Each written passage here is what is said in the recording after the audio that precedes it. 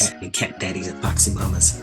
It's the Blaxploitation fanatic back with another episode of the Blaxploitation Appreciation Podcast, where we celebrate Blaxploitation culture from movies to books to music and everything in between. So let's go ahead and jump into it. And today the movie is Sweet Jesus Preacherman.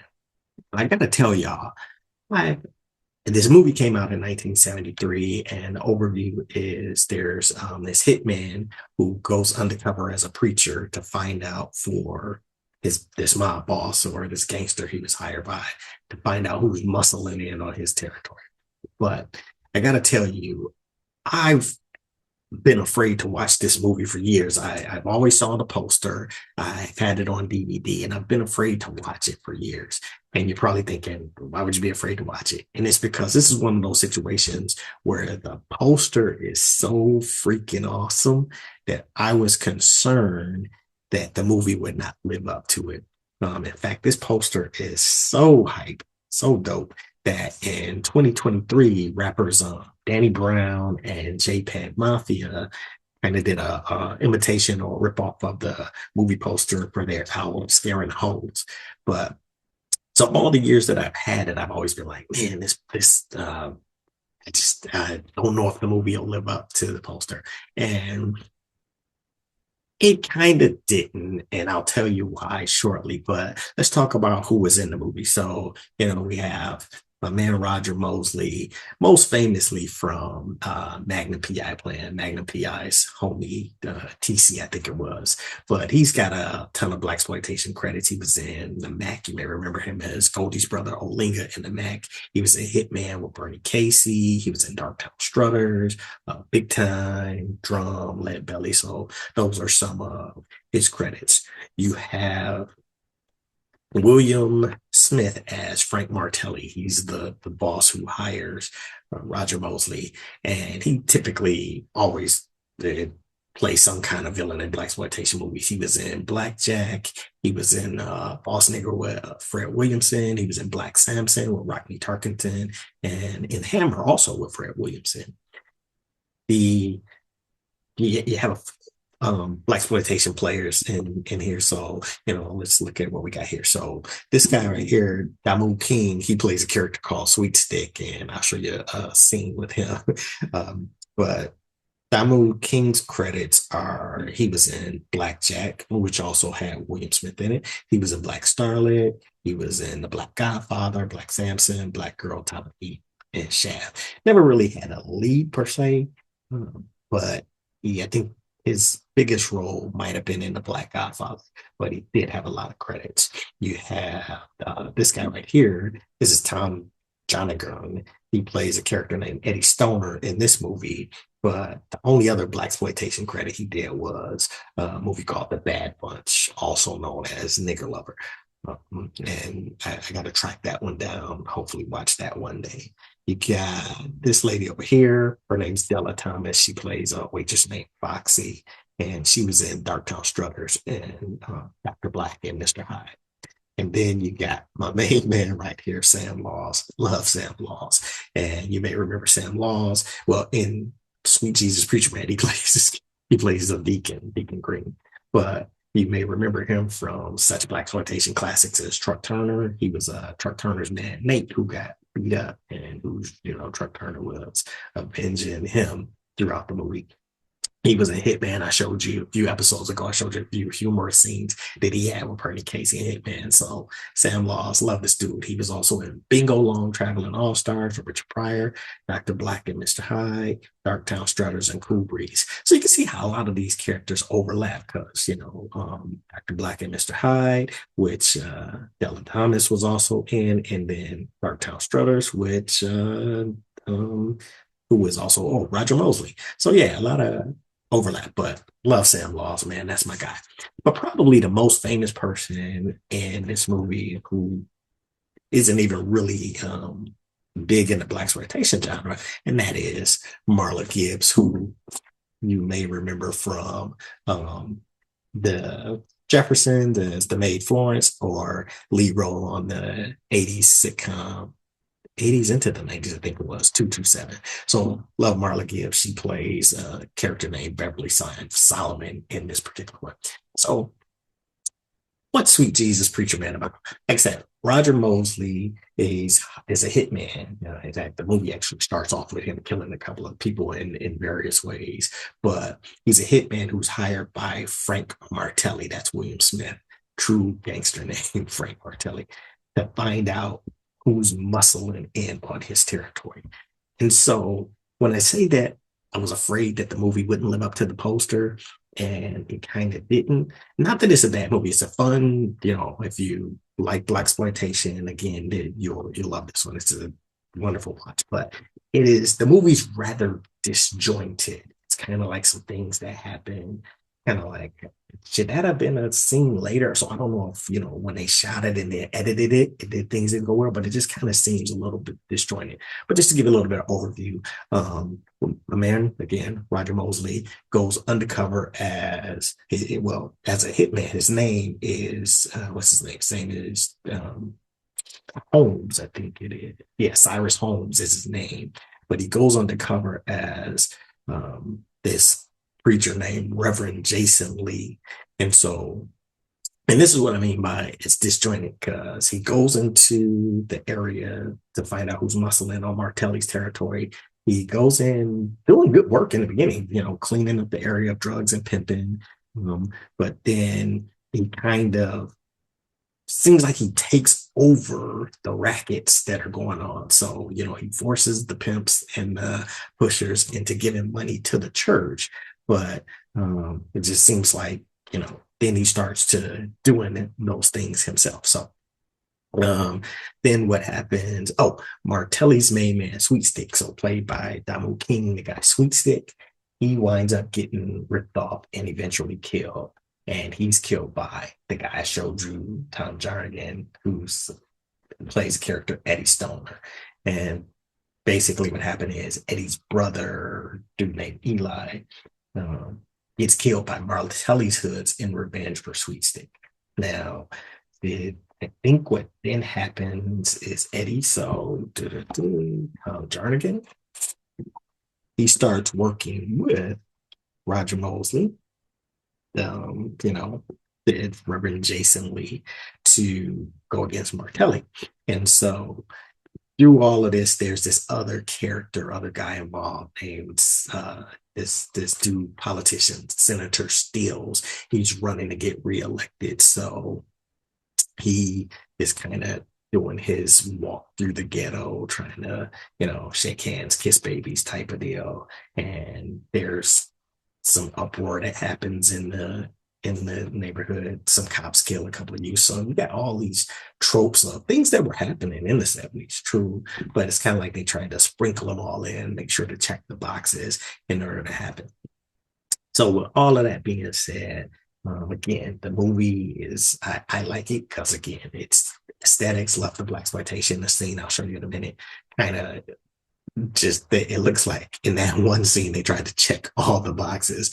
But overall, at the end of the movie, what happens is the Reverend Lee, Cyrus Holmes, he tells Martelli that I'm taking over. So it's kind of like he goes undercover as a preacher to find out who's muscling in on the gangster's territory.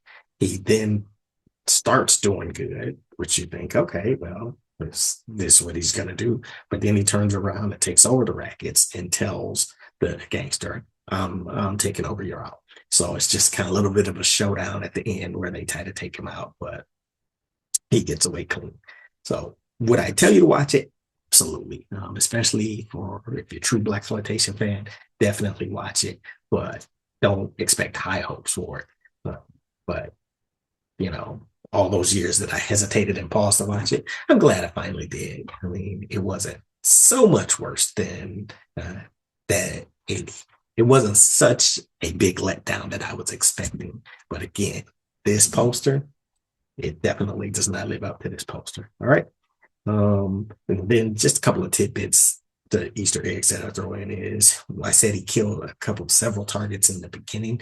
One of them is Bob Miner did, like, it's an uncredited role, and you may remember Bob Miner, the He's been in a couple of episodes. The guy, I told you, he was the head of the Black Stuntmen's Association.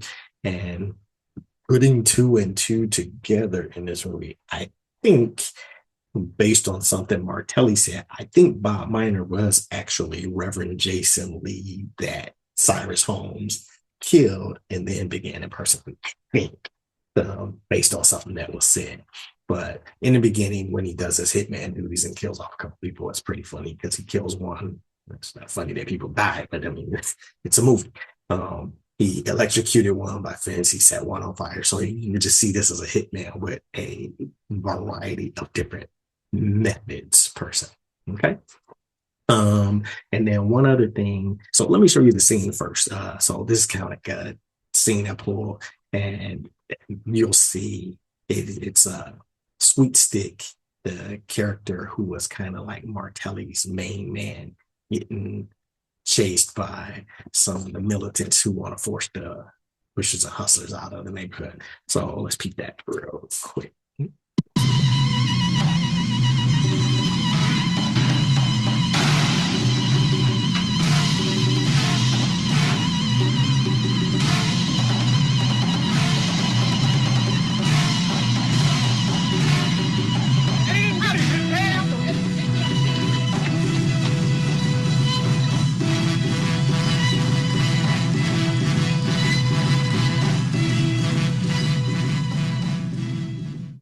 So what do I mean by them checking all the boxes in terms of Blaxploitation? You had the kind of like hustler.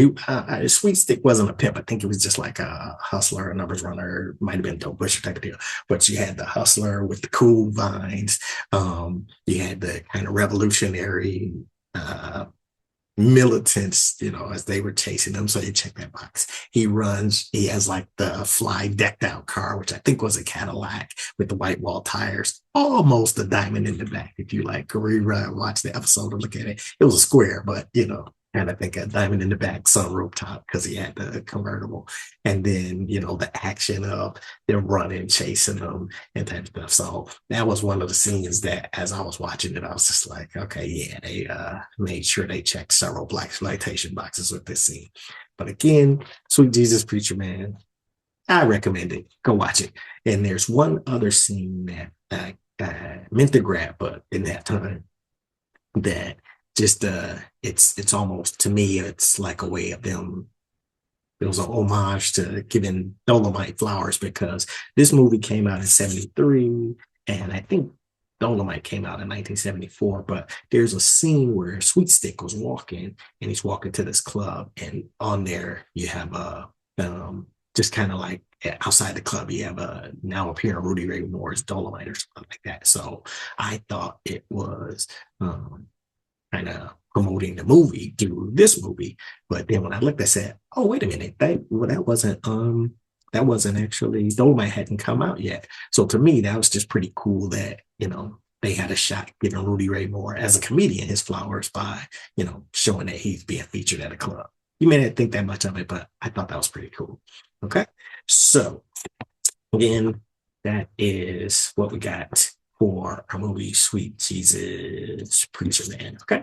So let's shift over to our book. And our book is one by Joseph Nazel. And this is one where, again, the cover is freaking awesome. I love this cover. This is Death for Hire.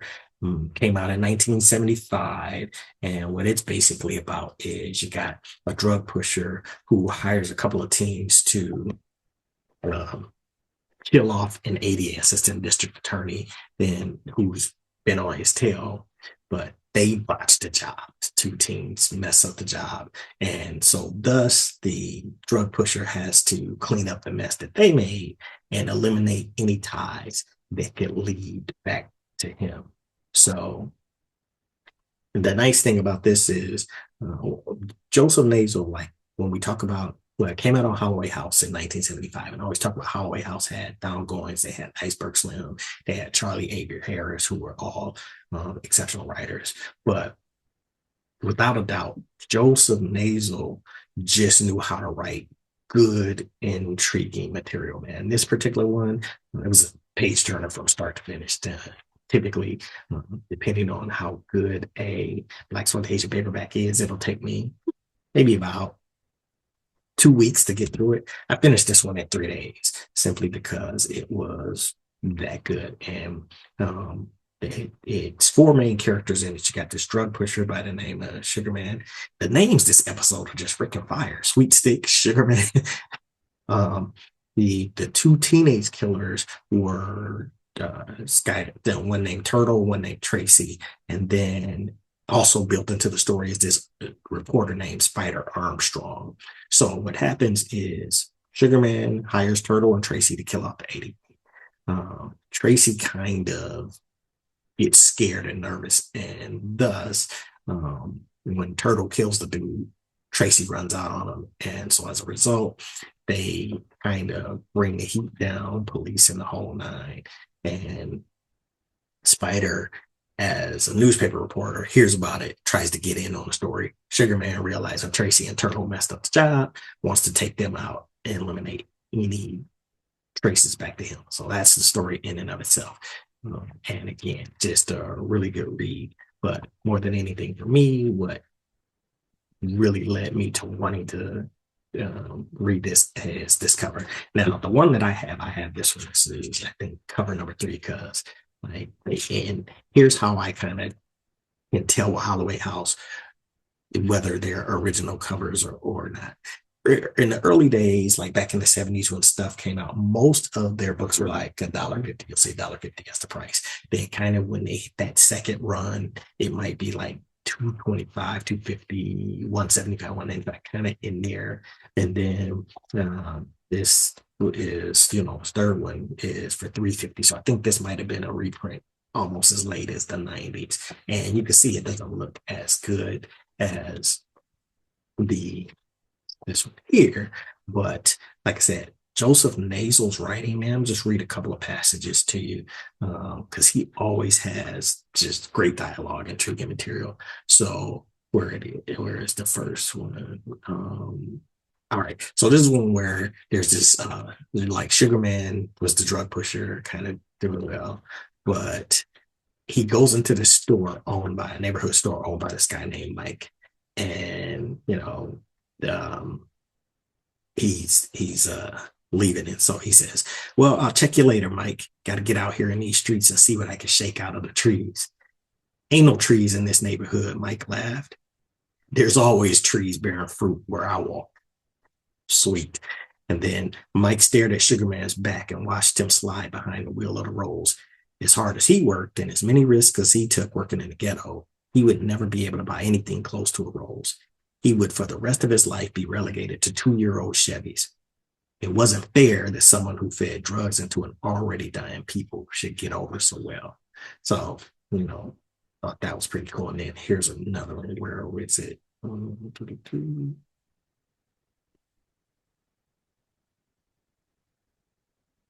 yeah. So there's one where Sugarman is trying to kind of find out what's going on and where to track down Tracy and Turtle. But here we go. They couldn't hide from him for long. He had spread a lot of money around that evening, and that money would pay off where loyalty and friendship would not. He had learned that over the years.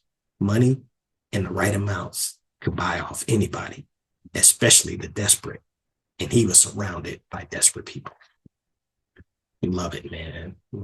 Freaking love it. Joseph Nazel's writing is just awesome. And you may remember that one of my viewers, I think it was, I want to make sure I give credit to who the credit's due, but I think it was Bobby Wobby 13. But one of my viewers, several episodes back, mentioned to me that Joseph Nazel is the father of the Arabian Prince from NWA. And turns out that the Arabian Prince, along with Ice-T, wrote a graphic novel called Death for Hire. Can't find it, but they were supposed to turn it into an animated series. And from the little research that I did, supposedly there were going to be the other rappers involved in that animated series. Like I think it said Busta Rhymes was supposed to be involved in, doing voiceovers and things like that. That still hasn't come to fruition, so I don't know if that is still going to come through or not. But just kind of interesting, man, when you go down these rabbit trails and all this different information comes to light. So I kind of love it. All right. So that is, again, our book, Death for Hire, Joseph Nazel. All right. So now let's jump into our music. And the music is by a brother named Eddy Senay. The album's titled Step by Step, came out in 1972 on Sussex Records. And again, the poster for Sweet Jesus Preacherman was freaking awesome. The cover for Death for Hire is the bomb. And if you look at this cover, it's not a lot. It's just, Eddy Senay sitting there. But look how cool that brother is. Look at the collars, man. Applejack cap. So this is just, to me, it's not a Blaxploitation soundtrack or anything, but it's just truly representative of the Blaxploitation era. And Eddy Senay, gotta also give this dude his flowers because he's from Detroit. So, that endeared me to him even more. His name is Edward James Harris. But the album, it's just instrumental, funky. So look how cool that dude is. It's only 39 minutes long, but it goes hard for that 39 minutes, man. He has several cuts on here that it's, the three that stood out for me were Circle, East, Shakedown, and Safari. And so this is a little bit of Safari.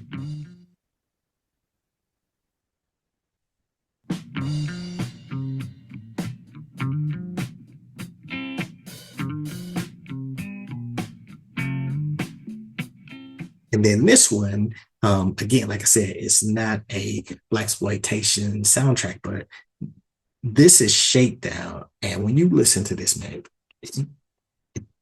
this just, to me, just has Blaxploitation movie dripping all over it.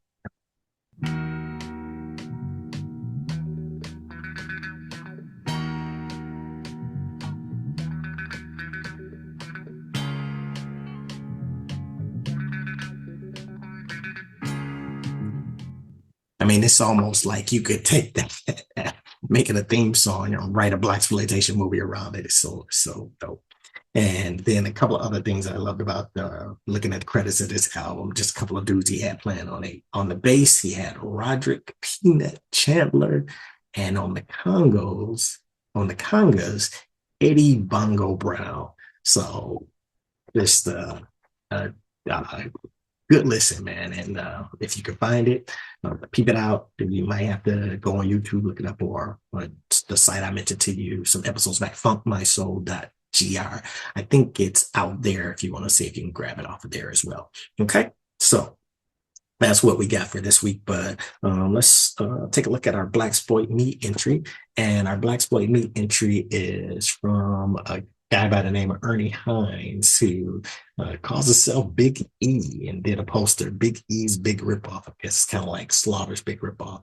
And shout out to Ernie Hines, man. This dude, he did several posters down there, which I'm going to be featuring because, he gave credit to allow me to show him. So I'm going to feature some more of his in future episodes because he did several of them and they all look pretty cool, man. So, and as always, if you want to go out and be the star of your own Blaxploitation movie or a book cut or a book and do a Blaxploitation movie poster or a book cover, just go to blaxploitme.com.